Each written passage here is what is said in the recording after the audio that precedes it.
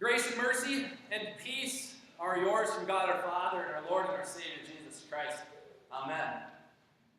This morning, I want to tell you a story. I want to tell you a story about a man who breaks the law often. I want to tell you a story of 1 week in this man's life and what happened to him each day of the week as he had encounters with the law and as he broke the law repeatedly. This is just a generic story, but I believe that in the end, we will all see ourselves in this man's story. On Monday morning, the man woke up. He did his morning ritual, his morning routine. He had his coffee, ate some cereal, read the newspaper. Then he shaved, showered, got dressed, and got in his car to drive to work. It was an ordinary Monday morning for him. He lived just on the outskirts of a small little city. He lived a little bit in the country, a couple of miles out. And so on this Monday morning, he got in his car and started driving down the highway to work. As he's going down the highway in his Monday morning fog, he's not paying too much attention to what's happening, and he doesn't remember if he heard it or saw it first, but it was kind of simultaneous as the lights were flashing in his rear view mirror, and that sound, I don't know if that's the English siren or the American police siren. Either way, he heard the siren coming, and he saw the lights flashing, and his heart started thump, thump, thump. He's been pulled over before, and he can't afford any more tickets right now. He doesn't intend to be a lawbreaker, but it just happens. And so he pulls over onto the shoulder of the highway. The police officer pulls up behind him. You know the routine. Police officer walks up to his window. Man rolls down the window. Officer says, Sir, you know why I pulled you over today? Yeah, I was speeding. Do you know how fast you were going? Yeah, I just looked. I was going 75. Do you know what the speed limit is? Yeah, it's 55. Why were you speeding? My foot was pressing too hard on the gas pedal. Officer says, give me your license and registration, sir. He goes back to his car and the guy hits himself before him. Stop, just stop with the sarcastic remarks, right? Officer gets his license and registration, comes back, says, I see your prior record, right? You've been pulled over before, speeding tickets. Going 75 to 55, that's going to be a $150 ticket. So he gives him the $150 ticket. The man's like, I don't want to pay this. And the officer says, wait, before you go, he reaches into his other back pocket, pulls something out, and starts writing. Puts it off. Hands it to the man. Police officer says, Sir, please observe our laws, pay attention to the laws, slow down, have a nice day. He walks back and the man looks at what's just been handed to him. It's a personal check from the police officer, paid to the city. In the memo line is the ticket number for $150. The man thinks to himself, what? The police officer just gave me a ticket and then just paid for my ticket. The man goes to work kind of astonished, amazed. He does his Monday morning routine, goes home on Monday night, wakes up Tuesday morning. Tuesday morning, the man wakes up and does his morning routine. He has his cereal, his coffee, reads the newspaper, shaves, showers, gets dressed, gets in his car on the way to work. On the way to work today, of course, he notices every speed limit sign, right? And he's very cautious to stay right close to that 55-mile-an-hour sign. As he's coming into town, there's a four-way stop sign intersection that he goes through every day. And as he's coming up to the four-way stop sign, he approaches the stop sign, puts his foot on the brake, slows down, looks both ways, nobody's there, and gradually starts going through the intersection. As he gets through the intersection, lights flashing, pulls the man over. He thinks to himself, oh no. Police officer comes up, you know the routine. Sir, roll down your window. Guess which police officer it is? This is the same one, right? Police officer says, "Sir, do you know why I pulled you over today?" The man says, "Pretty sure I wasn't going 75. The officer says, "No, you weren't going 75, but did you see that red octagon sign? It says STO, stop, right?" The man says, "Yeah." "Did you stop?" "No, I kind of rolled through that, didn't I?" And the officer says, "Yeah, you rolled through it. I just took your license and registration yesterday, and I know all about your records, so I'm just going to have to give you the ticket."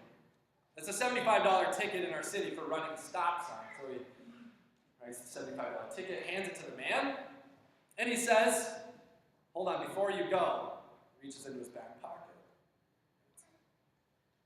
hands it to the man. Personal check, right? The officer says, "Sir, please pay attention to our laws. Stop at the stop signs. Have a nice day." And the man thinks to himself, this guy keeps paying for my tickets. He keeps paying for my tickets. So he goes home on Tuesday, or he goes to work Tuesday, goes home. Wednesday morning, the man wakes up and he has an idea. He doesn't want to be a lawbreaker, and he's getting kind of embarrassed having these interactions with the same police officer, right? And so on Wednesday, he has the bright idea. I'm going to bike to work. I'm going to bike to work. He used to bike to work all the time, and it's a nice summer day. So he gets on his bike, starts riding to work. Obviously he's not going to break any speed limits on his bike.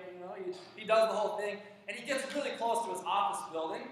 His office building is right downtown in a sort of business district, and he's getting close, and as he gets close, he hops up on the sidewalk and is riding his bike down the sidewalk when all of a sudden a bike officer comes up on the street next to him and says, "Sir, stop your bike. Stop your bike or walk your bike. Get off your bike." The man hops off his bike. The police officer hops off his bike, hops onto the sidewalk, takes off his helmet, takes off his sunglasses, looks at the man, and the man says, "Oh, hi, officer. Hi, what are you doing? I decided to ride my bike today so I wouldn't get in trouble with the law." And the officer says, "Didn't you see the signs?" And there's one right in front of him. "It is not legal to ride your bike on the street. It's a $50 fine. Please walk your bike." And the man thinks, oh my. So guess what the officer does?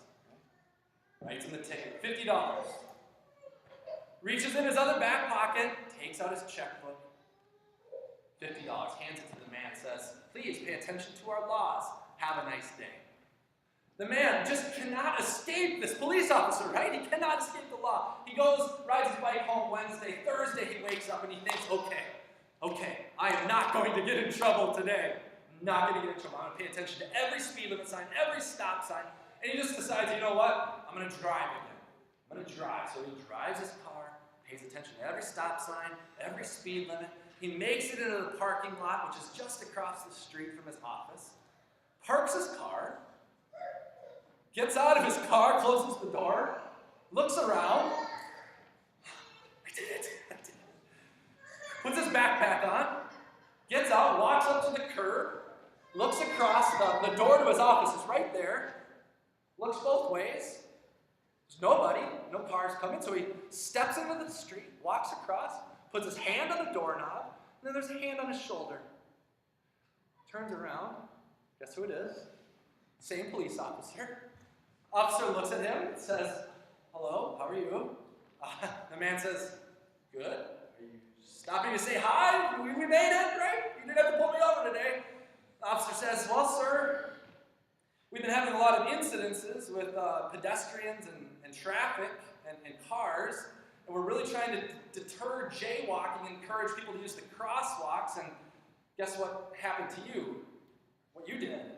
Walked right down the middle of the road, not on a crosswalk, and that's a $25 fine."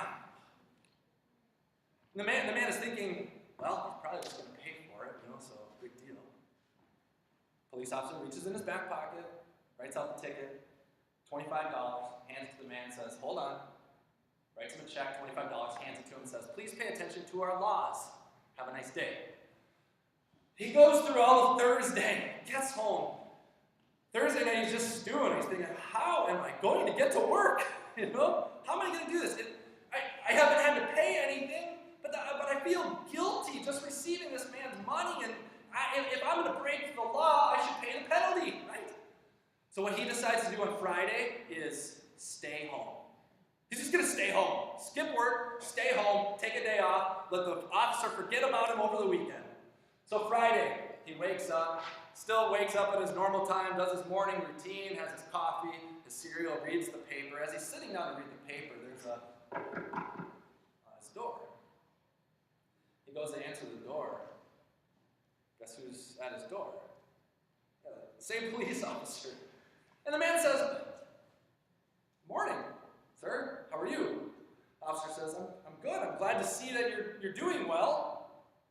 And the man says, "Yeah, I'm doing fine. Why?" And the officer says, "Well, are you supposed to be at work today?" And the man says, "Yeah, but I decided to stay home today." And the officer says, "Well, your boss was a bit worried about you. You didn't call in. He's been trying to call you, and your phone just keeps going to voicemail. So we called the police to have us come and check on you." And the man says, "Oh, well, that was very nice. I'll give him a call." And the officer says, "Yeah, and while I'm here, I don't know if you know, but the city council at their last meeting just passed a new ordinance about the length of grass that one can have in their yard." He pulls out a tape measure, puts it in the man's grass. 13 inches. The ordinance says 12 inches. And the man says, "I've been so busy. It's been raining so much. Can't you measure a different part of my yard?" And the officer says, "This is the ordinance. $15 fine." Writes the fine for $15, hands it to the man, does his thing, pulls out his personal checkbook, $15, hands it to the man, says, "Please pay attention to our laws. Have a nice day." Turns to walk away, and the man finally says, "Sir, what are you doing?" Officer says, "What do you mean, what am I doing?" I said, I keep breaking the laws, and you keep pulling me over, you keep stopping me, and you keep paying for me. What are you doing?" The officer says, "The laws are good. The laws are necessary. They keep everybody safe. They keep our society functioning well. But my father gave me a large inheritance. And when my father gave me his inheritance, he said to me, 'Son, you can do with this inheritance as you please. You can spend it all on yourself, buy yourself a nice big house if you like, or you can use it to change people's lives. I would encourage you to use it to change people's lives.' So the officer says to the man, 'This is what I'm doing. I'm keeping the law, but I'm changing people's lives. Changing people's lives, and I'm keeping the law.' And the man says, 'Okay, sir, so what should I do? I've tried to keep the law, I've tried to do it, but I just can't do it.' And the man says, 'Well, just pay attention to the laws.' And the man says, 'Yeah, but I'm a little bit afraid. I'm afraid that I'm going to run into you again.' And the officer says, 'Don't be afraid. Don't be afraid. Trust me. Trust me. If and when you break the law again, I guarantee I'll pay for it.'" Friends in Christ, you and I are lawbreakers. We're lawbreakers, right? But your penalty has been paid. Every penalty, great and small, every penalty has been paid. Every fine, every ticket, every large and small break of God's law has been paid, not by you, but by Christ. But by Jesus Christ our Lord, you have been saved, justified, made right with God by nothing you can do, but solely through the grace of God in Jesus Christ. By grace through faith. Often we say that grace is an acronym. Grace is an acronym standing for God's riches at Christ's expense. God's riches at Christ's expense. Grace. God giving his Son not just to pay, not with money, not with gold or silver, but with his holy precious blood and with his innocent suffering and death for you. See, the penalty, the wages of sin is death, and Christ died for us, not that we would have death, but that we would have life and eternal life. Grace is ours through faith, and faith itself is a gift to you. Faith is a gift to you. Faith is a gift coming from the power of the Spirit into your life to trust that this grace is for you. To trust that Jesus is who he says he is. To trust that, yes, your guilt has been paid for. And yes, even to trust that the law is good. See, without faith in Jesus Christ, you would despise God's law because you'd be afraid of it. But through grace, through faith, you see that this is a thing to delight in because you are saved and redeemed from any punishment according to the law. Friends, on our best days, we will still be lawbreakers. And on our worst days, we will still be recipients of grace in Jesus Christ. And so I pray for you today that you would live in grace, that grace may abound in your life, and that you would delight in keeping the law of God. So as you leave this place today, go filled up with the Spirit, filled up with grace, filled up with love, not feeling guilty. Christ didn't die for you to feel guilty that he died. Christ died in order to take away your guilt. So go, free, live in his grace, and then come back week after week and hear of this good news of salvation again through Jesus Christ alone, by grace, through faith in his name.